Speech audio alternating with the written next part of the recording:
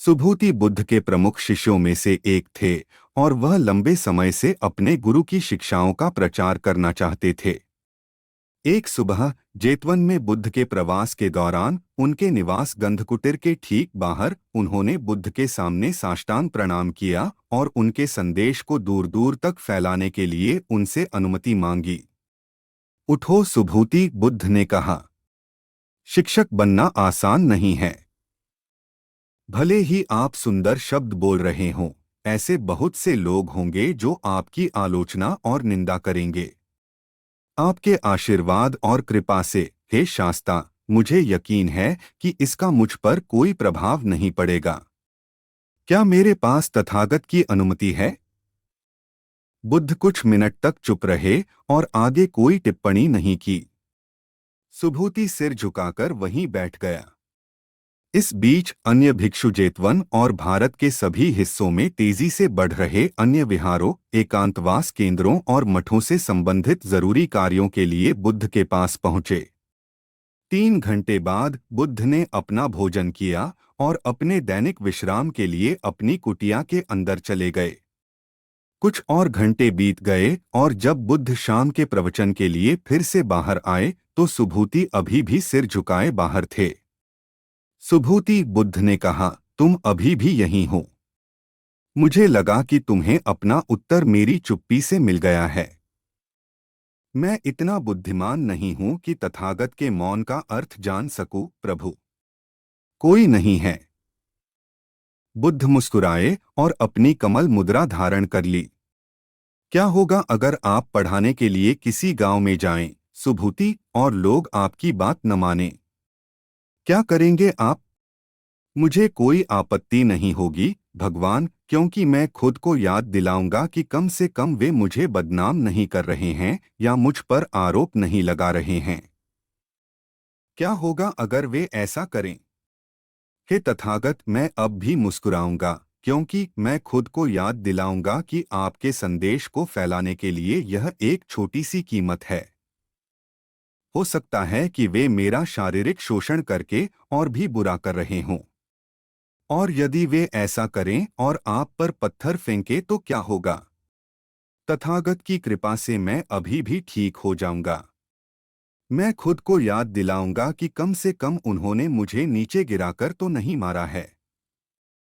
क्या होगा अगर वे ऐसा करें?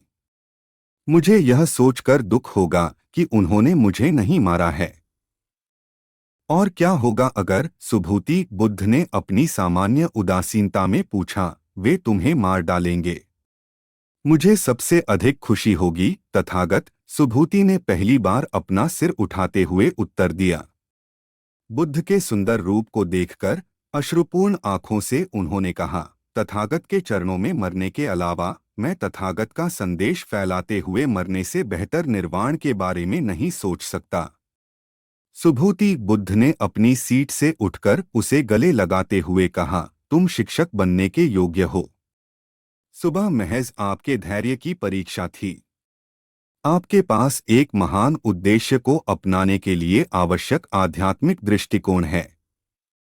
जीवन भर के इस ज्ञान में किसी व्यक्ति के आध्यात्मिक दृष्टिकोण को परिभाषित करने वाले 3 मूल गुणों को इससे अधिक स्पष्ट रूप से कोई अन्य चीज नहीं बता सकती है।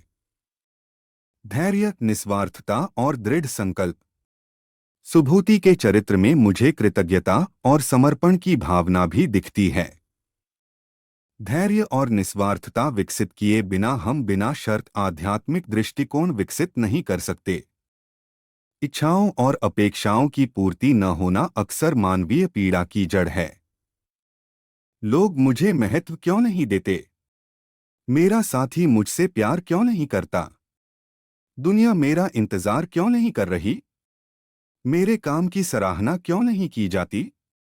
और इसी तरह, अगर मैं यह उपदेश देना शुरू कर दूं कि उम्मीदें कितनी बुरी हैं, तो यह काम नहीं करेगा, क्योंकि आप पहले से ही यह सब जानते हैं। हम अपनी भावनाओं और इच्छाओं से इतने मजबूर और नियंत्रित होते हैं कि जब उनके वशीभूत होते हैं तो हमारा दृष्टिकोण इतना सही और वैध लगता है, उस समय कोई तर्क काम नहीं करता है। हालांकि यह आध्यात्मिक रूप से विकसित न होने का बहाना नहीं हो सकता।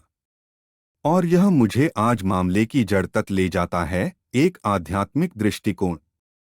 जब तक हम अपने और दूसरों के जीवन के प्रति आध्यात्मिक दृष्टिकोण नहीं अपनाते, हम वास्तव में अपने क्षुद्र विचारों और भावनाओं से ऊपर उठने की उम्मीद नहीं कर सकते। हम आत्माराम पर बहुत अधिक जोर देते हैं, इस बात पर कि मेरे साथ एक निश्चित तरीके से व्यवहार क्यों किया जा रहा है या नहीं किया जा रहा है। क्या ख्याल है कि मुझे और अधिक निस्वार्थ क्यों नहीं होना चाहिए? मुझे और अधिक क्यों नहीं देना चाहिए? सुभूति का विरोध करने वाली भीड़ में शामिल होने के बजाय मैं सुभूति क्यों नहीं बन सका? आध्यात्मिक दृष्टिकोण का मूल रूप से मतलब यह है कि हम हमेशा अपने निर्णयों और कार्यों के केंद्र में खुद को नहीं रखते हैं। शायद हमें हमेशा यह देखने की जरूरत नहीं है कि इसमें मेरे लिए क्या है। हमारे प्रत्येक उदार कार्य का प्रत्युत्तर क्यों मिलना चाहिए? आखिरकार, यदि यह वास्तव में निःस्वार्थ है तो इसे बस वैसा ही रहने दें, निःस्वार्थ। क्या आपने देखा है कि कभी-कभी हम किसी को उपहार देते हैं और जानना चाहते हैं कि उस व्यक्ति ने उस उपहार के साथ क्या किया? और हमें दुख भी हो सकता है अगर हमें पता चले कि उसने इसका उपयोग नहीं किया और इसे किसी और को दे दिया। इसका मतलब है कि शुरुआत से ही हमने वास्तव में कभी भी अपना उपहार नहीं छोड़ा है। उसमें देने की बात कहाँ है? यदि आप दूसरों की मदद करने के लिए कोई उद्देश्य अपनाना चाहते हैं, तो कोई ऐसा उद्देश्य जो आपके अस्तित्व को और अधिक उपयोगी बना दे, जो बदले में आपके जीवन को और अधिक संतुष्टिदायक बना देगा। जीवन और हमारी दुनिया के प्रति आध्यात्मिक दृष्टिकोण विकसित करना आवश्यक है, जिसका अनिवार्य रूप से मतलब यह है कि सिर्फ इसलिए कि दूसरा व्यक्ति मुझे चोट पहुंचा रहा है या लोग मुझसे असहमत हैं और प्रतिक्रिया नहीं देते हैं आदि मेरे लिए धैर्य, निस्वार्थता और करुणा को त्यागने के लिए पर्याप्त कारण नहीं हैं।